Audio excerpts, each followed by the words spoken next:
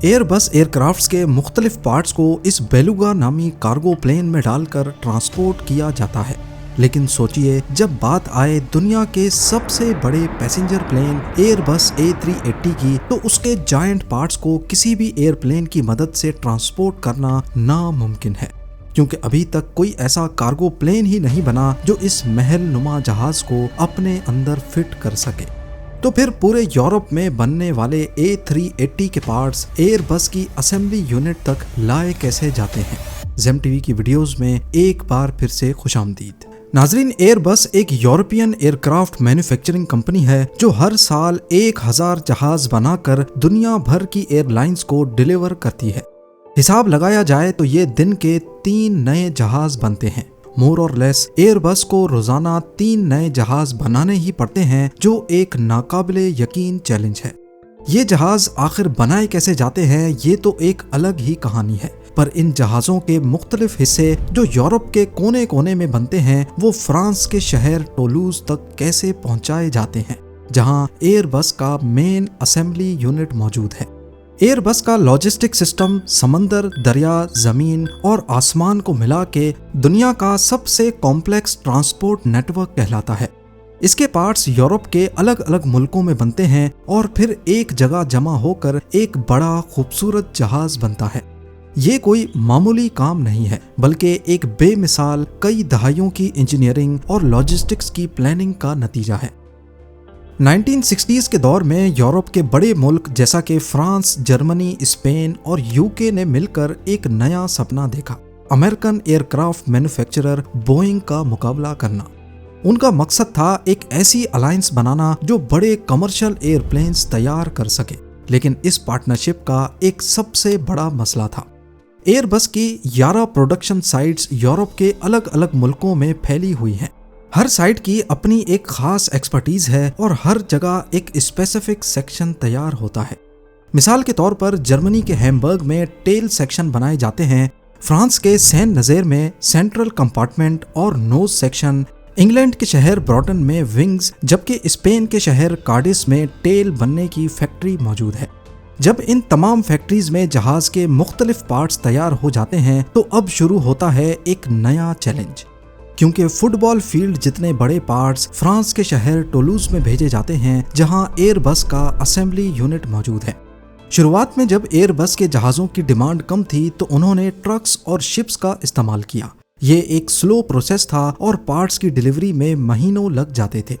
लेकिन जब डिमांड बढ़ती गई, तो अब महीनों का इंतजार कंपनी की ग्रोथ में रुकावट बन बैठा, खास तौर पर जब उन्हें रोजाना 3 जहाज तैयार करने हों। इस मुश्किल को हल करने के लिए एयरबस ने एक नया और शानदार हल ढूंढ निकाला। आर्कटिक ओशन में एक वेल पाई जाती है जिसकी आवाज गूंजती है तो किसी गाने जैसी लगती है। इस वेल को बेलुगा वेल कहा जाता है। 1994 में एयरबस ने इस वेल की जिसामत से इंस्पायर होकर एक नया प्लेन बनाया और इसे बेलुगा का ही नाम दिया गया। इस प्लेन का मकसद सिर्फ और सिर्फ बड़े और भारी जहाज के पार्ट्स को ट्रांसपोर्ट करना था। बेलुगा में वो खासियत मौजूद हैं जो एक आम कार्गो प्लेन में मौजूद नहीं होती। इसकी साइज और कैपेसिटी की बात की जाए तो बेलुगा 56 मीटर या 184 फुट लंबा है, यानी एक ओलंपिक स्विमिंग पूल की फुल लेंथ से भी लंबा। इसकी ऊंचाई 17 मीटर या 56 फुट है, जो इसको एक 7 स्टोरी बिल्डिंग जितना ऊंचा बनाता है।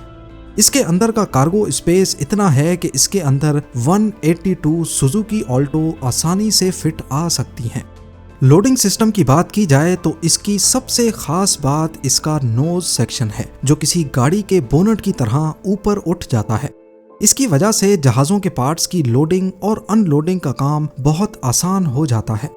एक एयरबस A350 का विंग पेयर जिसकी लंबाई 32 मीटर्स होती है, बेलुगा के फ्यूजलाज में आसानी से फिट आ जाता है। इस एक विंग के जोड़े की कीमत 40 मिलियन यूरोज है, जो तकरीबन 400 करोड़ रुपए बनते हैं। इसीलिए लोडिंग के वक्त थोड़ा सा भी डैमेज हो जाए तो करोड़ों का नुकसान हो सकता है। इसी वजह से इसकी हिफाजत के लिए हर कदम पर इंतहाई एहतियात बरती जाती है। स्पीड की बात की जाए तो जो पार्ट्स शिप्स या ट्रक्स कई महीनों में टूलूज पहुंचाते थे, अब बेलुगा वही पार्ट्स सिर्फ 2 घंटों में एक यूरोपियन साइड से दूसरी तक पहुंचा देता है। इस तेज रफ्तारी की वजह से एयरबस की असेंबली लाइन में कोई रुकावट नहीं आती। इस कामयाबी के बाद 2014 में एयरबस ने बेलुगा का एक और बेहतर वर्जन भी बनाया, जिसका नाम बेलुगा XL रखा गया। ये और भी ज्यादा पार्ट्स और बड़े कंपोनेंट्स ले जाने की काबिलियत रखता है। यहाँ तक सब कुछ सही चल रहा था, लेकिन फिर 2004 में दुनिया का सबसे बड़ा passenger plane Airbus A380 launch हुआ। इसका फ्यूजलाज 8.4 मीटर्स ऊंचा और विंग्स की विड्थ फ्यूजलाज के पास 16 मीटर्स तक हो जाती है। अब मसला ये था कि बेलुगा XL, जिसके कार्गो कंपार्टमेंट की ऊंचाई 7.5 मीटर्स है, ना तो उसमें एयरबस A380 का फ्यूजलाज फिट आ सकता है और ना ही उसके विंग्स। और यहाँ आपको ये बात भी बताते चलें कि फ्यूजलाज जो एक सिलेंडर जैसा होता है, उसे अलग अलग सेक्शंस में बनाना और जोड़ना आसान होता है, जबकि विंग्स को वन पीस में ही बनाया जाता है, क्योंकि इसके अंदर फ्यूल टैंक भी होता है और हाइड्रोलिक लाइंस भी। और सबसे ज्यादा स्ट्रेस विंग्स पर ही पड़ता है, इसीलिए इसको वन पीस में ही बनाया जाता है ताकि कोई स्ट्रक्चरल वीकनेस और फ्यूल टैंक में लीकेज पैदा ना हो। इस नए A380 के कंपोनेंट्स को यूरोप के मुख्तलिफ पार्ट से टूलूज भेजने के लिए एयरबस ने पहले बेलुगा XXL बनाने पर भी गौर किया, पर यहाँ बहुत सारे मसले थे। एक तो उन्हें बेलुगा को फिर से डिजाइन करना पड़ता और इंजन कैपेसिटी को भी बढ़ाना पड़ता, जिसमें अरबों यूरोज लग जाते, जबकि एयरबस A380 इतना बड़ा है कि इसको हर एयरलाइन ऑपरेट नहीं कर सकती, जिसकी वजह से इसकी डिमांड काफी कम थी। तो सिर्फ कुछ एयरक्राफ्ट्स को ट्रांसपोर्ट करने के लिए एयरबस ने बेलुगा XXL का आइडिया ड्रॉप कर दिया। अब एयरबस को एक नया तरीका ढूंढना था। अब यहाँ से शुरू होती है जमीन, दरिया और समंदर के रास्ते से गुजरने वाली सुपर कॉन्वॉय की कहानी। एयरबस ने खास तौर पर roll on roll of ships बनवाई ताकि बड़े और भारी पार्ट्स आसानी से ट्रांसपोर्ट हो सकें।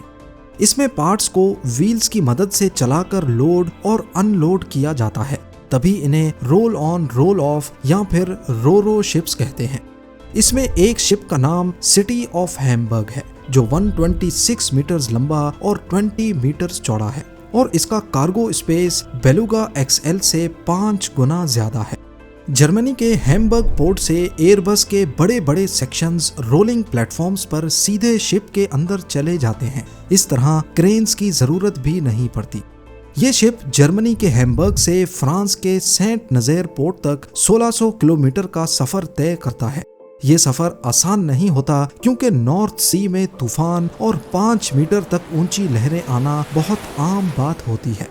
और सोचें, अगर समंदर में हिलने की वजह से 400 करोड़ के विंग्स को जर्रा बराबर भी चोट पहुंच जाए तो कंपनी को पूरा विंग ही दोबारा से बनाना पड़ता है।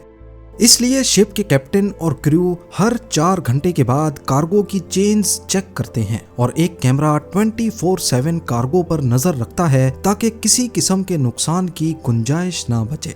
फ्रांस के सैन नज़ेर पोर्ट पर पहुंचकर एक स्टॉप ओवर होता है और फिर वहां से पार्ट्स को उतारकर उन्हें खास डिजाइन किए गए बार्जेस पर लोड किया जाता है।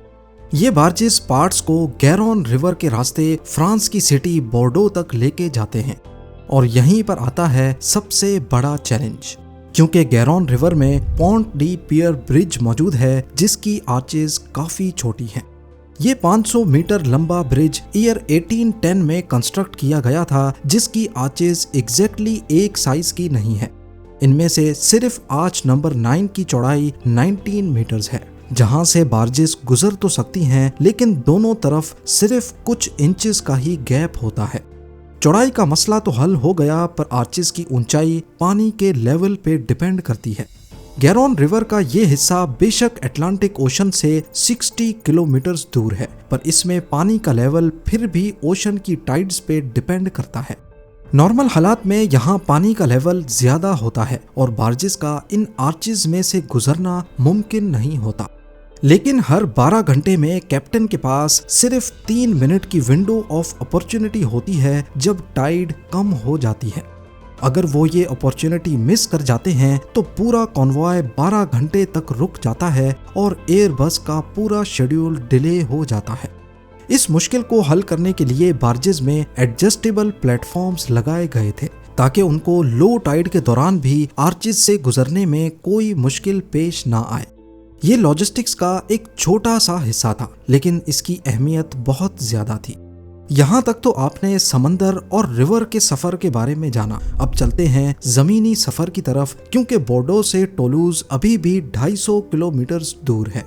इस सफर का आगाज होता है 50 मीटर लंबे सुपर ट्रक से। हर ट्रक में 650 हॉर्स पावर का इंजन और 96 व्हील्स लगे होते हैं। एयरबस के पार्ट्स को टोलूज के असेंबली यूनिट तक इन्हीं सुपर ट्रक्स में पहुंचाया जाता है, पर यह काम किसी चैलेंज से कम नहीं है। रोड्स पर ट्रैफिक कम हो, इस वजह से पूरे कॉन्वॉय को सिर्फ रात के वक्त ही चलाया जाता है। रात के वक्त हाईवेज और शहरों की सड़कों को बंद कर दिया जाता है। 40 लोगों की एक टीम, जिसमें पुलिस, एस्कॉर्ट कार्स और इंजीनियर्स शामिल होते हैं, कॉन्वॉय के साथ होती है। इस कॉन्वॉय का सबसे चैलेंजिंग पार्ट इन्हें छोटे शहरों के राउंड अबाउट्स और तंग कॉर्नर से गुजारने का होता है।